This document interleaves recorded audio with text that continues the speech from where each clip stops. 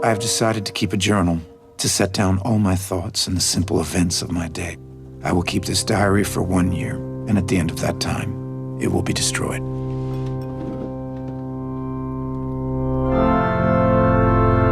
I encouraged my son to enlist. It was a family tradition. 6 months later, he was dead in Iraq. I was lost. My sins, the reading of the Lord. Praise be God. My name's Dan Watson. I'm from East London, born and raised. How old am I? I'm 31 years old.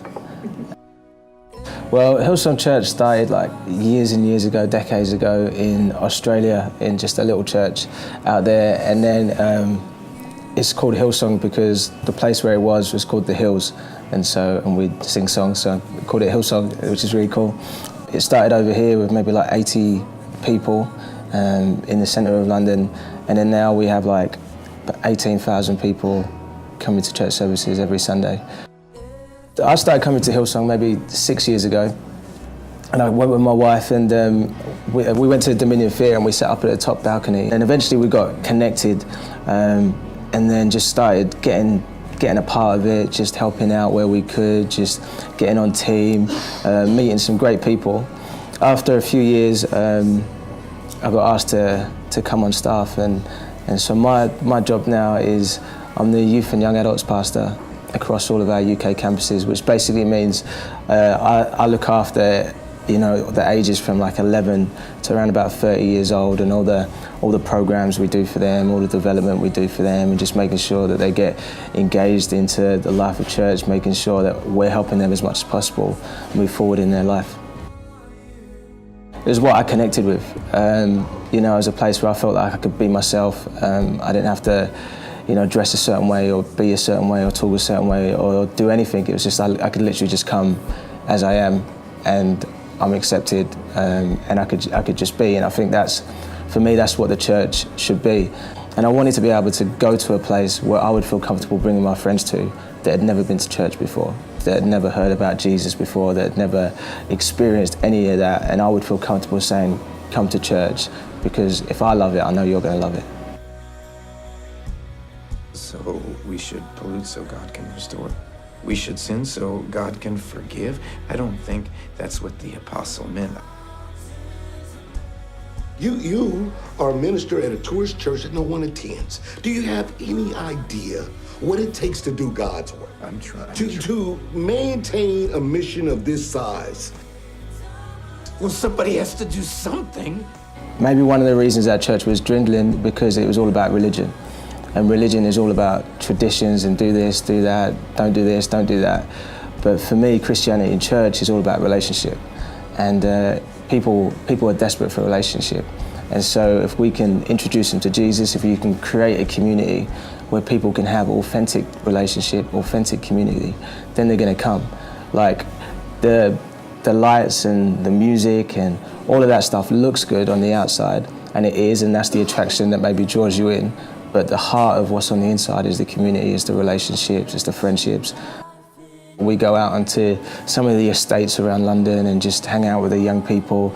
We go into schools all across London, and we deliver assembly programs, we deliver lunchtime programs, we do one-to-one mentoring, we work with the teachers. Basically just giving this message of hope and love, and that you've got a future, you've got a purpose and a plan for your life. Some of the stories, man, that we've had back from there, where we've gone into a school and then someone's hit us up on Instagram or written us an email and said, I was about to commit suicide this week, but you came into my school and you gave me a message of hope. I want to live. And so that for me makes everything worthwhile. The meaning of faith in the Bible is confidence in things hoped for, not yet seen. And so as a Christian, I've got confidence in God and who he is and what the Bible says. And so that's the thing that I guess gets me through all the bad times in life, all the injustices that we see, that we can do stuff, but then just having a hope in God and that he's going to play his part as well. Like, I went through a pretty tough time, I guess, with my dad. Had a pretty bad upbringing, quite a violent person, would use a lot of drugs and alcohol and stuff, and then, he was a good guy, just had issues, stuff going on in his life, but I I felt sorry for the priest, because he, I think number one, he's kept himself in this bubble. You know, he had all this stuff going on in his life, and he's trying to give out to people and stuff like that, but he kept himself in this bubble. So when he heard about all the issues going on with the earth and that, it threw him off of bringing him into reality, basically. The guy was struggling in life and just needed a real community around him, and he didn't have a real community around him. He didn't talk. Even in his despair, even though that was his job, I think you notice in the film that he found it hard to pray, like he couldn't pray. And so instead of reaching out to God, he was reaching out to the bottle, or he was reaching out to try and find comfort in hurting himself and stuff like that. And so I think that for me spoke massively about the power of community, the power of having good people around you, having great relationships, great friendships, people that you can talk to. Love wins. And so that's one of the mottos of our church, is like, come as you are. It doesn't matter what mess you've got, what hurt you've got, what things that you think separates you from God or the church. We're going to embrace you, we're going to love you. And I think that's one of the pictures that we see at the end, and realize that, you know what, we can't change the whole world, but we can do something, and we can do what's only in our hands to do. And if we run with that, if we do the best of what we've got, then we can see change in the world, and then, for me, believe that God can do the rest.